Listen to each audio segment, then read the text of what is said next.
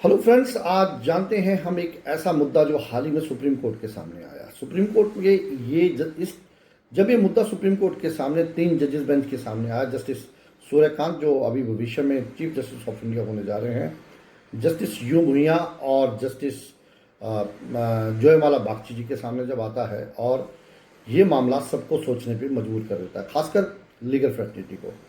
क्या आपको लगता है कि जब हम ऐसे केस देखते हैं तो ये लीगल प्रोफेशन में काम करने वाले लोग सुरक्षित हैं, चाहे वो लॉ ऑफिसर हो, चाहे वो जजेस हो, चाहे वो लेडी एडवोकेट हो, चाहे वो जेंट्स एडवोकेट हो? क्योंकि अक्सर आपने देखा हुआ है कि जो एडवोकेट्स हैं, लॉ ऑफिसर्स हैं, वो कई क्रिमिनल्स को बचाने में लगे रहते हैं और कई क्रिमिनल का उनके साथ सामना भी होता है। तो इस सिचुएशन में अब क्या लगता है, जो कानून है वो सफिशिएंट है कि नहीं है? आइए मैं बताता हूँ आपको एक मुद्दा जो दिल्ली हाईकोर्ट से शुरू हुआ। कैसे हुआ?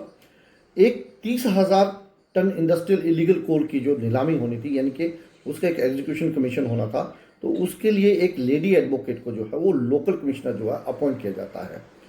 और जब वो अपनी एक ड्यूटी निभा रही होती है तो इसमें एक नितिन बंसल करके अक्यूज आते हैं, वो उनके सिर पे जो है वो बंदूक तान देते हैं और उनको उनके काम को करने में जो है वो ऑब्स्टेकल पैदा करते हैं, यानी कि वो एक रोड़ा बनते हैं और कहते हैं कि ये काम आप नहीं कर सकती हो।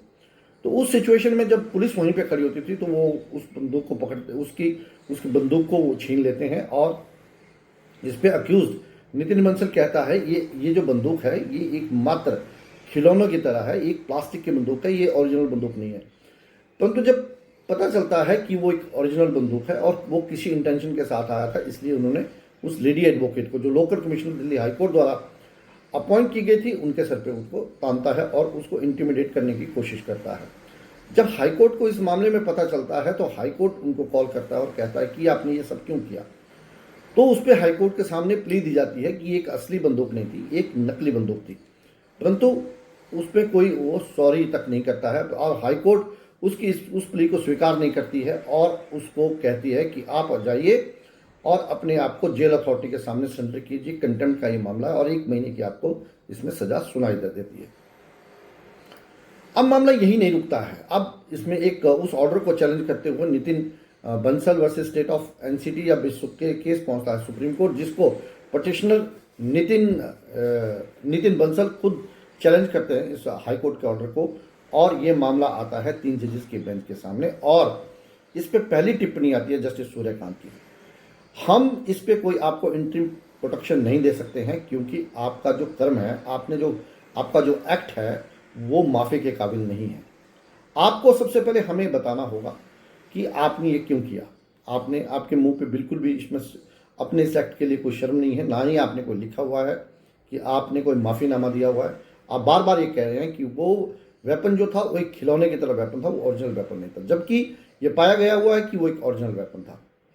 इस पे जस्टिस भुइयां और जस्टिस बागची ने भी अपनी एक अपना कमेंट दिया कि आपको तारीफ करनी होगी उस लेडी एडवोकेट की जो वहाँ पे एज ए कोर्ट ऑफिसर गई थी और उसने आपके खिलाफ कोई भी कंप्लेंट अभी तक नहीं की है। फिर भी बावजूद इसके आप जो है वो एक झूठी प्ली ले रहे हो। जो भी आपने अपनी पिटीशन में लिखा है वो बिल्कुल भी एक्सेप्टेबल करने लायक नहीं है।